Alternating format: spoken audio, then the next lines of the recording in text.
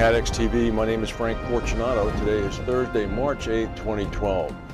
I was at a reception last evening in New York held by Goldberg Segalla, the New York law firm, which has announced the hiring of former New York Insurance Superintendent Jim Rinn. We wish our best to Mr. Rinn. He was one of the good ones. UK Prime Minister David Cameron hit out at Solvency II yesterday during Prime Minister question time in the House of Commons. He called it a good example of ill-thought-out EU legislation. Cameron made his comments following news that UK life insurer Prudential is considering leaving London for Hong Kong to avoid costs associated with complying with Solvency II. Cameron said yesterday in reference to the Prudential news that Solvency II was, quote, endangering a great British business that should have its headquarters in London. Sunday will be 1 year since the devastating Japanese earthquake, and early indications are that reinsurance renewals in Japan may actually be seeing rate increases of up to 75% insofar as pro rata programs go. Excess of loss programs might be going up by 50%. Most of the Asian business renews on April 1st, so some of it is already getting out into the market right now.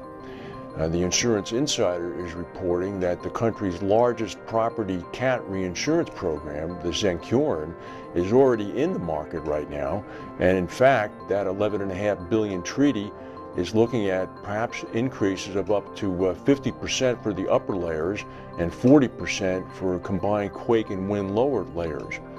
Apparently, according to information from the Insider, the Zenkyoren is formally out in markets right now in London, Bermuda, and Europe.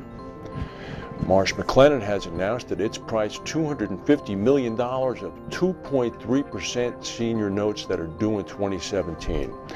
They're going to use the proceeds from that money to pay off 6.25% senior notes that are due this month. That's a good deal if you can get it.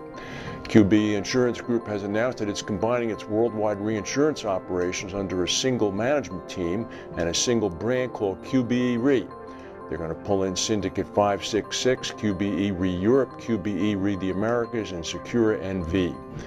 Continental Airlines is going to appeal tomorrow in court in France an involuntary manslaughter conviction and a fine involving a deadly crash of a Concorde SST in 2000. The court ruled that Continental was responsible for a strip of titanium falling off one of its DC-10s, which took off just before the ill-fated Concorde.